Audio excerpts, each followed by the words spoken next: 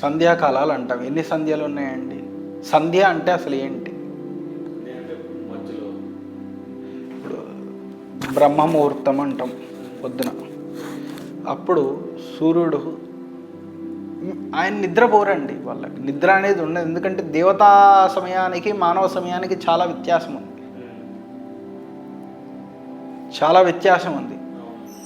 ఇప్పుడు సూర్యోదయాన్ని ప్రాతః సంధ్య అంటాం, సూర్యుడు ఉదయిస్తున్నాడు. తర్వాత మిట్ట మధ్యాహ్నాన్ని అపరాహ్నం అంటాం, కొద్దిగా మిట్ట మధ్యాహ్నం దాటిందంటే మాధ్యాహ్నిక సంధ్య అంటాం. తర్వాత సాయం సంధ్య అంటాం. ఇట్లా 11 రకాలు. అంటే తంత్ర వాళ్ళు చేసేది మామూలుగా తుర్య సంధ్య అంటారు. తుర్య సంధ్య అంటే 12:40 నుంచి 2:40 వరకు ఉండే సంధ్యాకాలాన్ని తుర్య సంధ్య అంటాం. 12:40 నుంచి 2:40 వరకు ఉండే కాలాన్ని తుర్య సంధ్య అంటాం. ఆ తుర్య సంధ్యలో ఒకే సమయానికి ఎందుకు కూర్చోవాలంటే, ఇప్పుడు మీరు ఇక్కడ ఉన్నారండి, చుట్టూ ఏదో ఒక ఒక వైబ్రేషన్, ఒక ఎనర్జీస్ తిరుగుతూ ఉంటాయి. ఆ టైంలో ఒక ఎనర్జీ అనేది కాన్స్టెంట్గా ఇక్కడే ఉండదు కదండి, ట్రావెల్ అవుతూ ఉంటుంది. ఇప్పుడు మీరు పడుకున్నారు, పెద్దవాళ్ళు చెప్తారు సడన్గా లేపకు, ఎందుకు లేపద్దంటారు. ఇప్పుడు మన ఈ మహాకారణ దేహం అనే శరీరము, ఆత్మ ఏదైతే మనం బట్టలు ఎలా అయితే వేసుకున్నామో ఆత్మ ఈ బట్టను వేసుకుంది. ఇది ఆత్మ ఏం చేస్తుంది, మనం నిద్రించినప్పుడు అది మొత్తం విహారం, అంటే ఆ ఎనర్జీ మనం బయటికి వదులుతున్నాం, మన ఆత్మ కూడా బయటికి వెళ్తుంటుంది. మీరు కొన్ని ప్లేసెస్ ఎప్పుడు చూడని ప్లేస్ ఫస్ట్ టైం మీరు వెళ్తే ఎక్కడో చూసినట్టుంది, ఒక అనుభూతి చెందుతుంది. ఎందుకు? మీ యొక్క ఆత్మ ఆల్రెడీ ఆ ప్లేస్ని సరౌండ్ చేసి వచ్చింది,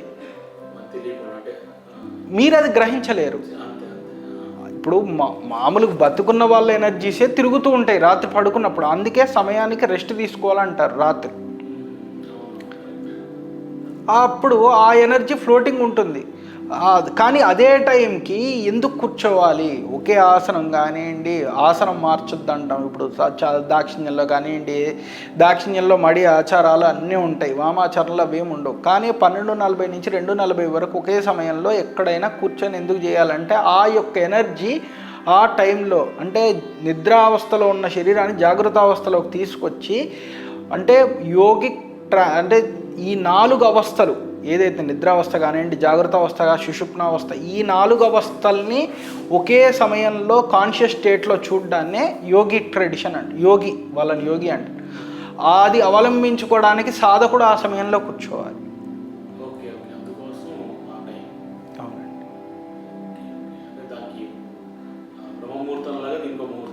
ఇంకో ముహూర్తం.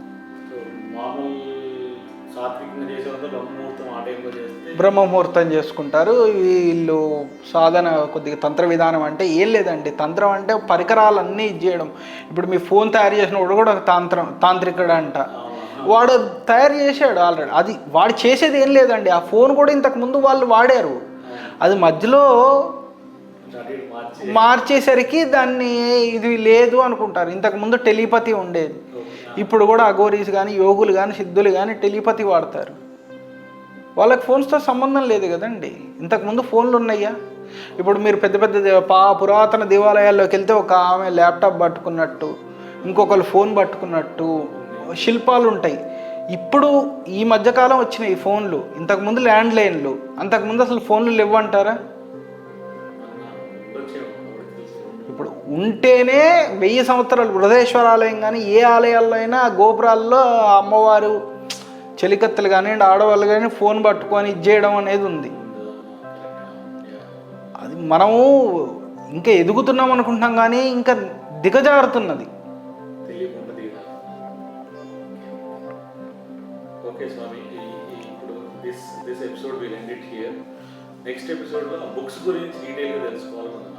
తప్పకుండా గురించి డీటెయిల్గా ఏం చెప్పారు, ఆ బుక్స్లో ఏముంటుంది. ఓకే, నెక్స్ట్ ఎపిసోడ్లో డిస్కస్ చేద్దాం. సరే అండి, నమస్తే.